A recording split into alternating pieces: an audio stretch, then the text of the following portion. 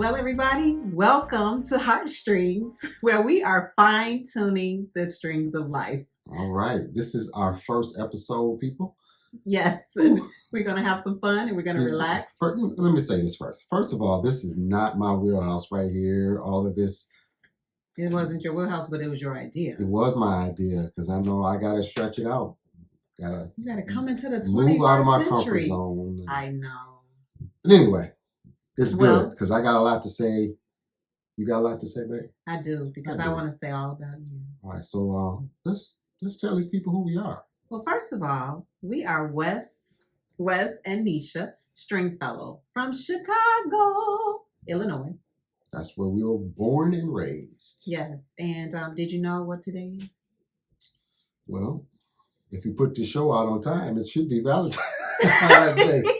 If it's not Valentine's Day, then just edit all this part out and you'll never see it. Right. Happy Valentine's Day, babe. Happy Valentine's Day. I know it's a Hallmark holiday, but you know. Happy Valentine's Day. Oh, thank you. You're so welcome. Oh, that may be all you might get, maybe. That's all right. You know it's a man-made holiday anyway. Yes, it is. Well, first of all, I guess we should tell everyone we've been married 35 years. We have 4 children. 4 children. 8 grandchildren. 8 grandchildren. And we still like each other. We do. Yes, we do. You do? You sure? I'm positive. Baby. Okay. All right. So listen, why did we start this podcast now? Number one, because it was his idea. So you better jump on it. If Wes said it, we better jump on it, right? Right. And if it don't work, then you can blame it all on me, right? No, we're just having a conversation with each other. Okay. Letting our lives be raw and unfiltered and unedited. Right. So we actually, I've been talking about this for a few years before. I'm not going to say before podcasting got really popular, but I think over the pandemic, it just really boomed. And now everybody's got a podcast. We kind of, I think that in itself kind of set me back because I'm like, I don't want to act like I'm just doing it now because everybody else is doing it. Yeah. But, at the beginning of the year, it was like, you know what? This is what God told us to do. This is what we're going to do. We don't care if it's 30 podcasts coming out with the exact same subjects, talks. Right. It's only one Wes and Neesha. It's only one Wes and Neesha. Right. And I think, as I think about that, most people know us about marriage. Like, they know us for marriage people, right? Is it, though?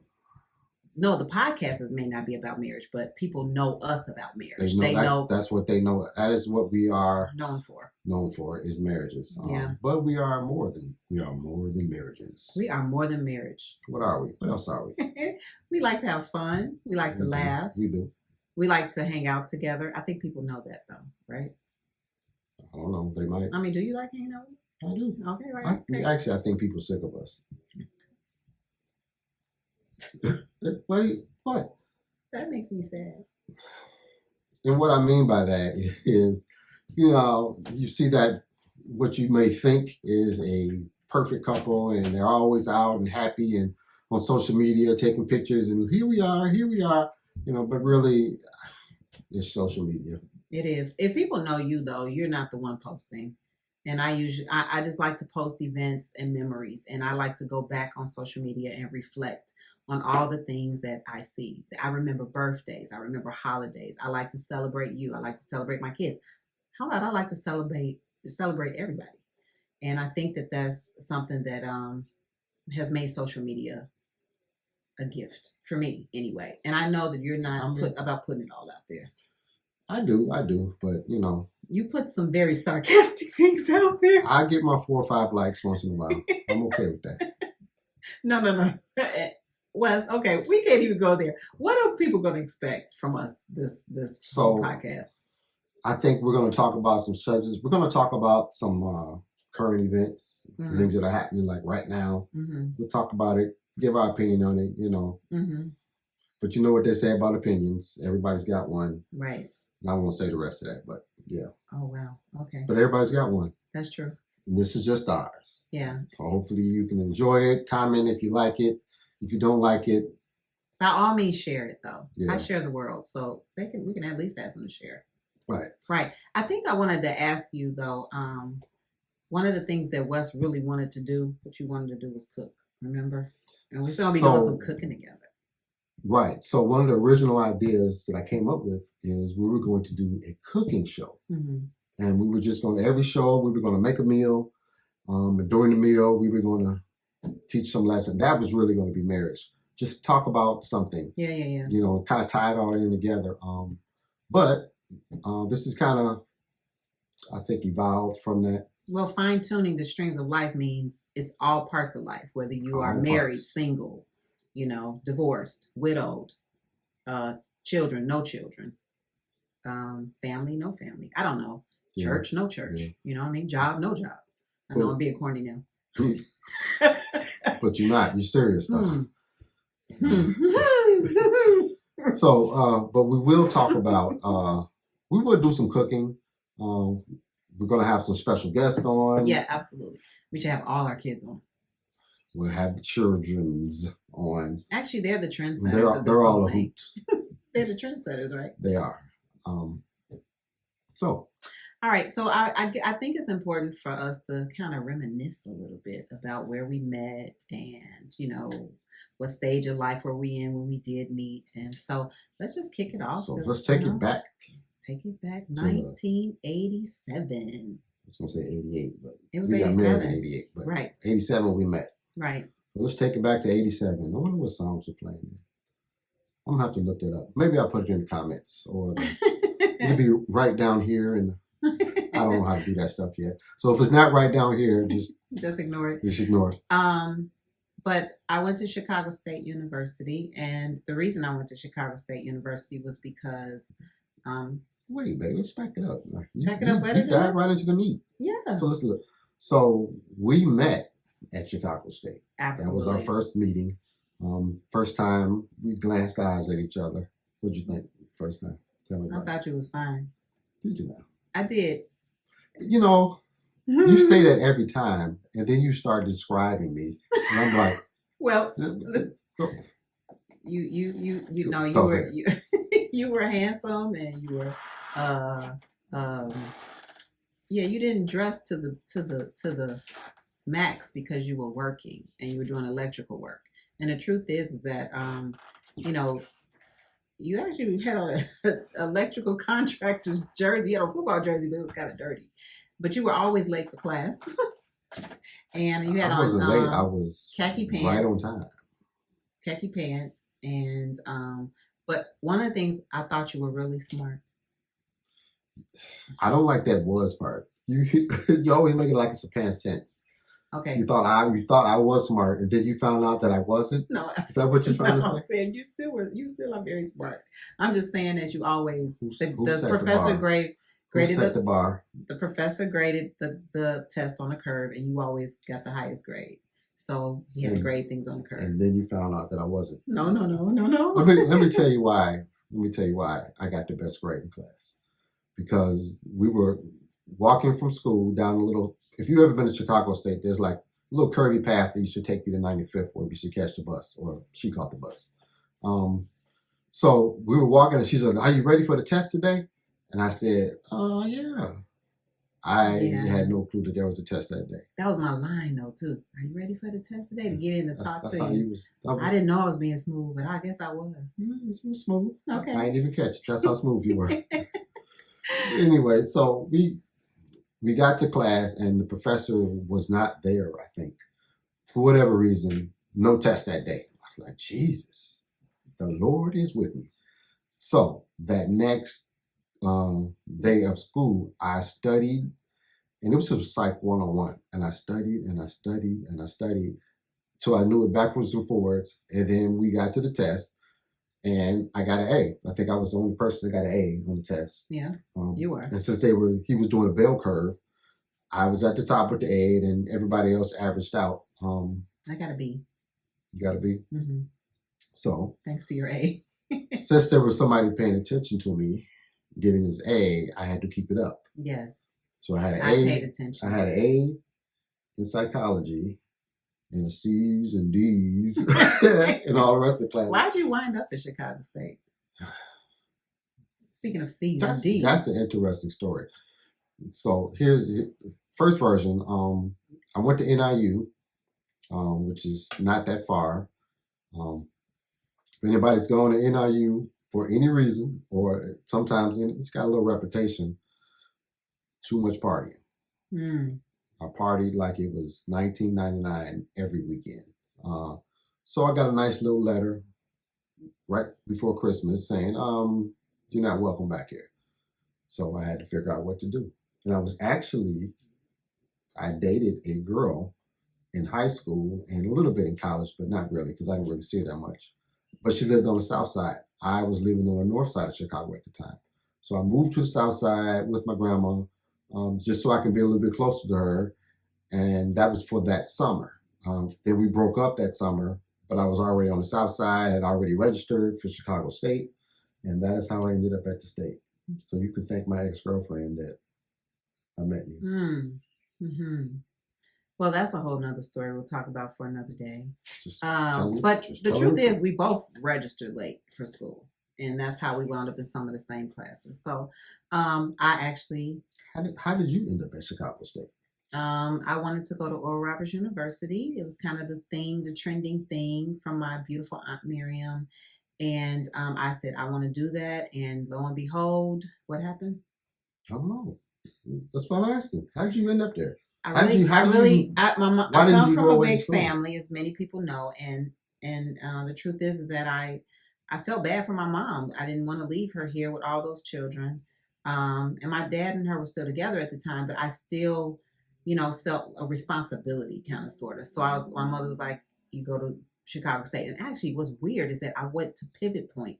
I went down to Pivot Point beauty school, cosmetology school first. And my mother said to me, you're going to give me 1 year of college. And I was like, okay. And she said, if you want to go to beauty school after that, then fine. She still wants her haircut to this day. So, anyway, that's another story. I got a little something in my Anyway, long story short, she still come she by registered me, right. She registered me for Chicago State, and the rest is history. I mean, you picked me up in your Corvette. Hold up. No. You're leaving out some. Wait, no, you're leaving out some important chunks there. She's leaving out some stuff. So tell the truth. What happened? I spotted you out. I dropped my purse in front of him on the elevator, and a nice, different gentleman picked it up for him, and Wes didn't get a chance to pick it up. Now, to me, he just didn't move fast enough because I clearly dropped it right in front of him for him to pick it up. Right. Don't leave that part out. She purposely dropped her purse. I did. It was a purple clutch purse. So that she can entrap me. I'm just kidding. She was trying to catch me. So it didn't work because some other guy was a little quicker than me, and he picked her stuff up. So I just went and got on the elevator, and she tried to get on the elevator and dropped your purse again. I dropped my purse again because I had it upside down and unzipped, trying to hurry up and stuff everything in there to get off at the same time as him. It didn't work. And so I guess the next class, on that day, it was a Thursday, and we didn't have class again till the following Tuesday. And so on the following Tuesday, I saw him again, and I was walking back to the bus stop after class, and I stood at the bus stop, and this brown, sleek Camaro pulled up to this nice little church girl, sweet, innocent, and you turned me out. Why? So, I mean, you leave out a lot of details. I'll just get to the point. So, I saw her walking down this long, Chicago State's got that long path. So I had my Camaro and I pulled up and I said, "Ooh, there's that girl, Neesha." So I waited. You remember my name? I did. I didn't know that. We were in the same class today. It didn't matter. We didn't really You're talk right. to I each might other. not have known your name. Right, because you don't remember people's names to this day. Okay. Anyway. So I was driving and I kind of waited near the bus stop because I knew she was getting on the bus there at 95th.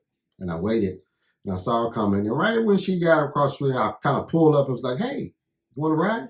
I said, "Where are you going?" Yeah. She said, "Yeah, I got in." And I know better than getting in a ride. I couldn't even finish my sentence. She was in the car.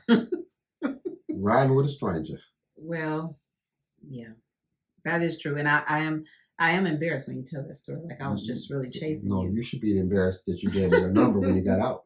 And I didn't even ask. It was like, "Oh, here's my number." Phone numbers on paper these days, right? Yeah.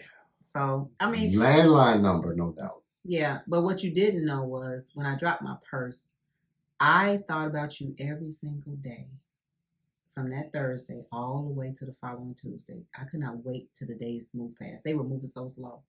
And so I probably had an eagerness about me that if I had another opportunity, I wasn't going to miss out on it. Okay. Yeah. And so, 35, that's 36 years later. Not much has changed about you since then. I still chase you? No, when you set your mind to do something, it's going to happen. That is true. That is true. Yeah, that is true. No, that's very true. I think maybe that's some of God's favor upon me, and then some of it's, what do you call it? Well, I'm persistent. Some people may call it persistence and determination. Husbands have a different name for it. I won't say what those words are. I'm not. I would never say that you're a nag. Never. I would. You can't get me to say that. You're just persistent. And the truth is that you made me a better man. I don't have to be upset by you saying that because of the fact that I know that I have your best interest at heart. Absolutely. And I know I cannot force Wesley Stringfellow to do anything he does not want to do. I probably everybody knows that. A no is a no. I'd be hungry and without any place to live. Aww. It's the truth. I had no clue of what So let's back this story up. So we dated for a year. What happened after a year? You knocked me up. Can you say it a little nicer, babe? No. Okay. No, okay. I cannot. All right. So, do you remember the day? Yeah, I do. I remember the day Kristen Maria Dean was conceived. I remember that we were at my mother's house making out. And making out led to other things. In the attic room. And the attic door did not have a screen, and it flew open. There's two doors in the attic. One on both sides, right, on the east and the west. Right. And a westerly breeze blew the doors open. And what did you say? Right at that moment.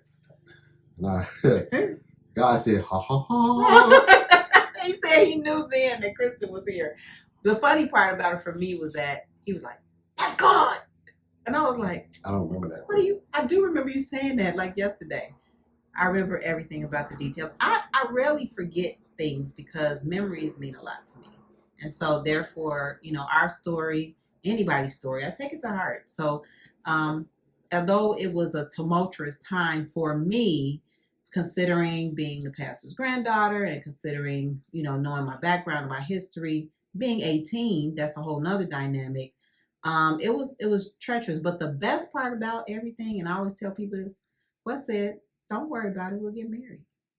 And I was like, "For real? Like, why would you choose me?" That is my wedding proposal right there. That is the worst proposal ever. But don't worry about it. We'll just get married. And that's what he said. We was planning on getting married anyway. That was your famous line. Yeah, I did say you said we was planning on getting married anyway. We'll just make it. We'll just get married quicker. Yeah. So anyway, I think it brought me peace. It brought me peace. It did. Thank you. I remember my family, my uncles, or just family, period. They were saying, you don't have to marry that girl. You don't have to. I was like, yeah, I know, but this is what I want to do. And they said, that's what you want to do? Okay. They just wanted to make sure that I was okay and sure about what I wanted to do. Because I was 20. I was 20. I just turned 20. I'd already had a son when I was 18. And I was like, this is not going to be the life for me where I just go around and get women and so you was trying be babies' daddies. You was a womanizer kind of sort of? I was not. Okay. Well, you were too young to be womanizers yet. But there are some people. No, I wasn't. I just wasn't. I wasn't from girl to girl to girl to girl. That was never my MO. Okay. That's cool to know. Because I did. You know what? Do you remember this? Do you remember that AIDS was a whole big thing back then? And because I had never been with anybody else, I literally was scared out of my brain just because you had a son. It didn't mean you had been with a whole bunch of people, but it was the principle of when that. It was only that one time. But that test. It was only that one time. I know, but I was so afraid. I was so afraid that I was gonna have AIDS, y'all. Oh Lord. Anyway, thank God that yeah, thank God. I don't want to even dwell on that, but it was just how history, and it's been so many years. So anyway. So that's kind of our story, right? That is our story. So we had a lot of doubters 35 years, 36, 35 years ago. Even 36. They told us it's not gonna make it past 5 years. That was the tops that they gave us. Absolutely. They said you won't make it past 5 years. Because you were 18, I was 20. Yep. We actually officially tied tonight, even though you were turning 19 in a few months. You love saying that, don't you? Well, I don't want people thinking I was like chasing some 17-year-old. You were, because I was 17 My name was when I not met Rick you. James. You know what? Oh. You were a grown woman. Okay. When we got married. When I first kissed you. Yeah, that was the first kiss I ever had. That was amazing. How do you know? I don't want to find out. Okay, that's a good answer. No, that's a good answer. Okay, all right. So, of course, we were pregnant, got married, had the support of family on steroids, right? Like our first ring, we couldn't even buy the first ring. They came through in many areas. And I want to say this because, and I know this is like a little fast forward, but Wes's uncle bought our ring. It had 23 baby single diamonds. My mom made me pick it out because she didn't want me to buy too much, something too expensive. And the next year, I was, no, it was when I was pregnant with Yelly. I was pregnant with Yelly, and Wes took me to Sterling Jewelers, which is now K Jewelers. And he said, and I was so pregnant, and he was like, you want to try some rings on? And I was like, yeah, I'll try some rings on, but there's no harm in that, in Ford City, Illinois. And Ford City. I forgot about that. Yeah, it was Ford City. I told you I don't forget nothing. And then, long story short, we couldn't get my ring back on. We couldn't get it off to show. So the man said, I'm gonna have to cut your ring and to get it off. And I said, no, you can't cut my ring. This is my ring. And he went and proceeded, well, I said, let him cut it, And I still am so slow. And then you bought me this ring that I have had for 35 years. 35 and a half years. It's been upgraded 3 times. 3 times, right? Yes, because I lost my diamonds, remember? Mm-hmm. And I'm very grateful. So, needless to say, I overcame the shame of just getting married young. I mean, you've made up for it leaps and bounds. And I always say I appreciate you. You know what I mean? You have to. I married my best friend. We were friends, but we really were like. I mean, I was smitten by you. I still am. I still get butterflies. You give me butterflies. Let me say something on this podcast. Are you going to have a song for every? I might. That's my thing. That is right. I wake up with a song in my heart every day. I'm gonna sing too. Then.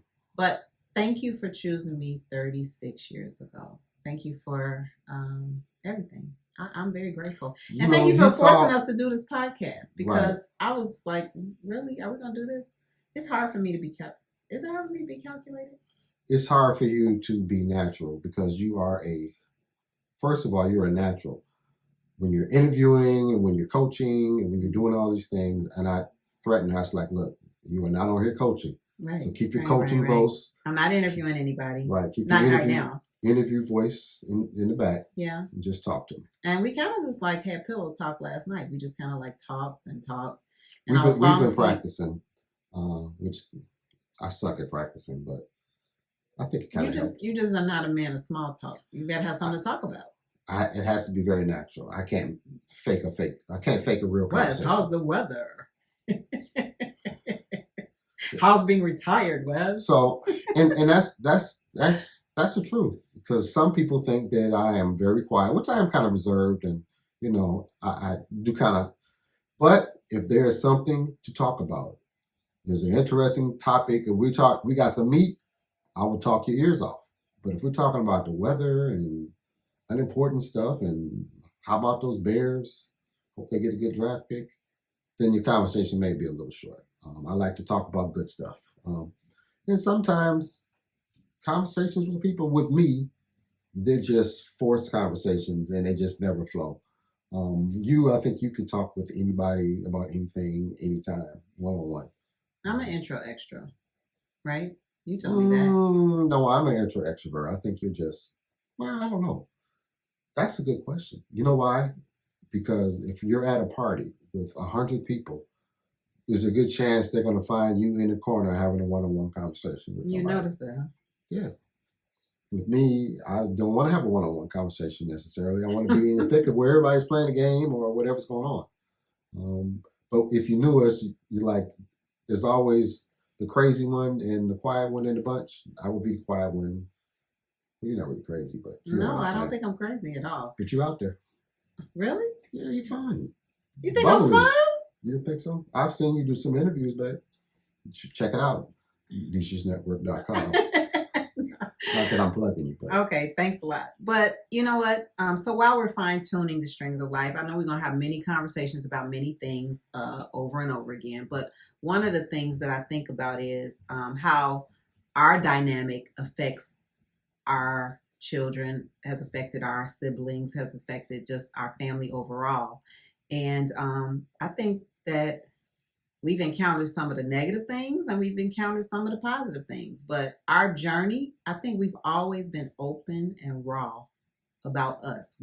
You're not going to see one thing at a function and see something else at home. It's the same. That is the truth. If you were to live with us, the same dynamics that we have in public are the same ones we have at home. That's the truth. You know, we may yell a little louder at home just because I've been taught not to front in front of people. Right. I don't think. Not front, but front your spouse off. Right. That's a better word. Like, and no, it doesn't mean that you don't have managerial tones, as I speak about quite often, that come out every now and then, you know, when you mean business. Because most people, Wes, think you're very serious and not a lot of fun unless they get you. And so many of my friends will say, "No, this is really cool. He is so fun." And I'm like, "Yeah, I didn't marry a dud." Well, thanks. But I think that's just the reserve, the shyness in me when I meet people. I'm not always, you know, until I get to know you, then I'll let my hair down, crack some corny jokes, you know. No, don't if I feel led. You know, don't even use some people I never get on that level with, though. You will always just, I don't know. Now, that's a topic right there by itself that we're probably going to talk about one day. And that is how you said you keep your composure in certain spaces because you don't give people the energy so it doesn't entertain other things. You're talking about women in general? Oh, yeah, women in general. Unless I know you as a woman very well, I'm probably not going to joke around with you too much. You know, now if I know you, you know my wife, and you were friends, then I may joke with you or whatever. You know, of course, there's some sister friends who are sisters to me, and they get everything. So yeah, and I appreciate that. You know what I mean? You know, so I know we're gonna have so much to talk about. I don't know how often we're gonna air and record, but I do know that it's gonna be a lot of fun because I think what people probably don't. I don't know if people think we're fun, but I think I would want people to know that they see the fun part of us. You know, people see the ministry part of us, that part. Yeah. Right. And I can't apologize for that part because we are what we are. So some people look at us as spiritual leaders, and you know, so when they want to turn up at a party, we may not get invited. I'm okay with that. Not that we won't have a glass of wine or something like that, you know, but yeah. It's not just like what we have to do. And that's something we're going to talk about too, because one thing, I can't even go into it because if I go into it, it's another topic. Yeah, that's a whole nother topic. But I just want, what do you expect out of this? I expect to grow closer with you. Do you? Okay. This is probably the most conversation I'm probably going to get with you. Why would you say that? Because is it me or is it you though? How about that? I think I'm talked out by the end of the day. You are, because I have coached, I have counseled, I have taught, I have laughed with other people. I mean, not that I don't do it with you. It's just that first of all, you're not a morning person. You won't get up at 5 in the morning with me. I'm not going to be talking with you at 5. I say that for your sisters and sister friends. Yeah, and then the other piece to that is that when we wind down, we wind down. But our long road trips, we talk a lot. And I think that because you talk for a living, yeah. I get kind of short-ended on that because, and I tell her all the time, sometimes I'll just eardrop on her conversation. Ear hustle. I'm like, wow, I didn't know all that. What? I get all the tea. then I can comment on it. I was like, oh, you didn't tell me all that part. Yeah. She's like, no, I just didn't have the energy to tell you. I said, well, thank God for Shauna or whoever you may be drinking tea with that day. Yeah, just talking about things and sharing my heart. And but I do share with you though. Like if we are awake at the same time, I guarantee you that I will have conversation with you, because we used to have pillow talk all the time, but our lives were not. We have pillow talk. It sounds like a snore, and that's just because we're just busy through the day. You get up so early though. You get up at the crack of butt every day. Yeah. You're either talking with somebody or looking at your word or just looking at your phone. Period. Yeah. Figuring out. So if you get emails at 4 a.m. or 3 a.m, now you know why. Because my brain works very well in the morning. I'm a morning person, and my mother raised me that way. So, but anyway, I just really want people to know us that this is an opportunity for you to send in questions. Ask us anything. But matter of fact, before we close the show out, I think we'll do this every show. And I've got a box, and actually, we've got some friends who wrote some cards with questions. These are not it. Once we get those together, we'll tell you about those people. And we're, one thing we do is we support and we promote everybody. Yeah, that's true. We make sure. Mm-hmm. I've got this card, and we are going to bravely pick out a card each. And answer it? Okay. We'll both answer it. Okay. And I'll let you know if I agree with you. Okay. On your answers. All right. Hold on. Let me put this back. All right. If you can go first, babe. What do you remember about the changes of adolescence? That's a boring card. It is, isn't it? It is. But go ahead. No, you gotta answer the question. Oh. What do you remember about the changes of adolescence? I had some hard changes in adolescence. That's a whole other show right there. That is a show that will probably bring me to tears, but I'll just say it like this. My memories will be shared, but my adolescent years were very hard, and they weren't hard because I was abused. They weren't hard because I was neglected. They were hard because I was the oldest. They were hard because there wasn't enough money, and they were hard because it was a lot of us.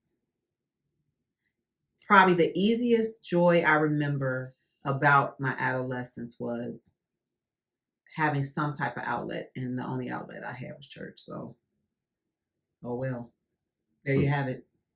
So, I think if I was going to answer this question, I would probably have to remember.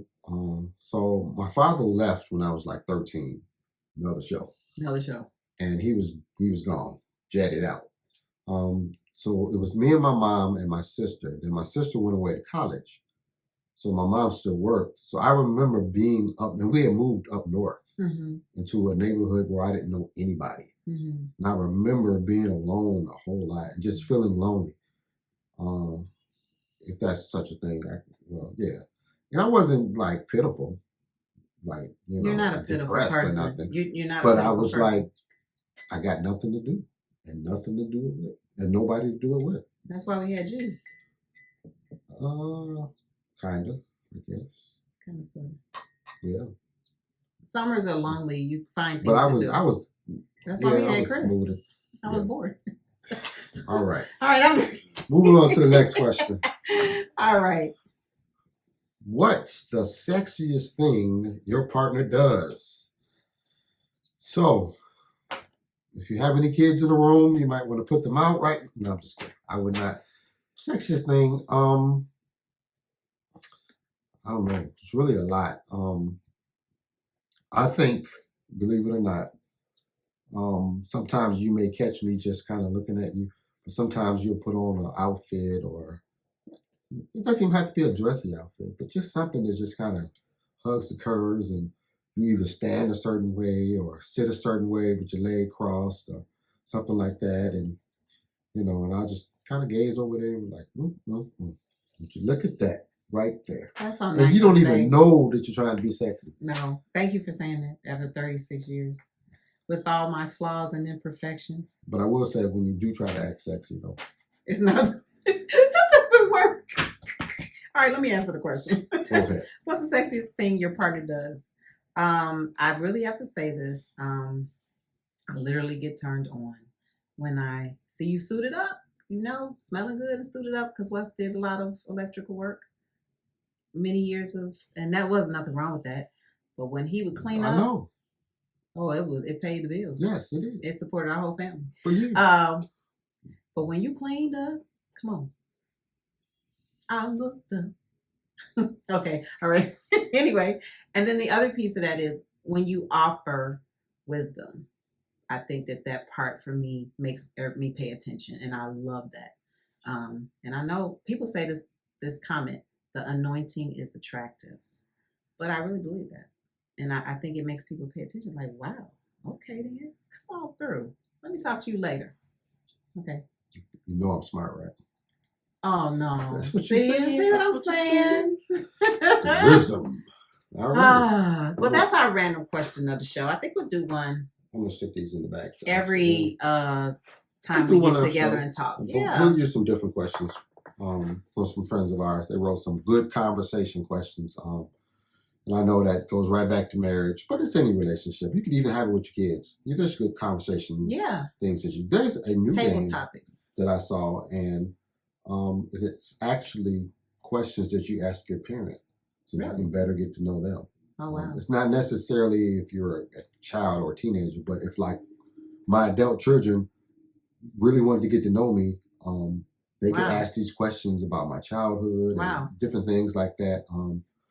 Even though I think our kids pretty much know everything about us anyway. I think they do. I think that's, you'll get to hear from them too. But, before we close, I really just wanted us to say to whoever our listening audience is that get ready to have some fun with the strings. Absolutely. Get ready for your heartstrings to be tugged on. Right. Summertime is coming. We're going to be outside. We're going to do some shows outside. Oh, okay. On the deck. On the grill? Okay, yeah. On the grill too. We're going to be grilling some food. That's a good idea. Baby. Yeah. We're gonna talk real life stuff, but we're also gonna have a lot of fun. And I think that this was a great idea, Wes, for us to do. I love that you came up with the name Heartstrings. You said you didn't, but I think you did. Okay. And shout out to Kristen Dean for fine tuning. Shout out to our children, period, for coming and putting this together, because although you are a total engineering tech, but this is all new, and I'm very green to the podcast world, and I do sound, but I don't do engineering, meaning in the booth making sounds and editing and all that. Yeah, so shout out. That's not something that I've really done, but thank God. Yeah. Our kids married somebody who can do that and help out with all the rest of the technical stuff. Yeah. The music. Shout out to our... How'd you like our opening? Phenomenal, right? Our son, Jarrell Bonds. JB Music producer. And just, we can shout out all day because that's kind of what we do. But this is going to be about us having conversations. And that's why I said it's going to draw us closer. I think we're already close enough. It wants to be like, give me some space. I'm like, how yeah. And I say that, and this is a whole other show, because I'm retired now. So I'm like, for the most part, I'm here, even though I started doing a little work for myself.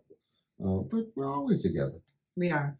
Why do you think it's going to draw us closer? Let's answer that. Then we'll get out of here. We'll get out your ears. I just think that is spending time together and allowing people to hear us without interruptions. And that's going to draw us closer?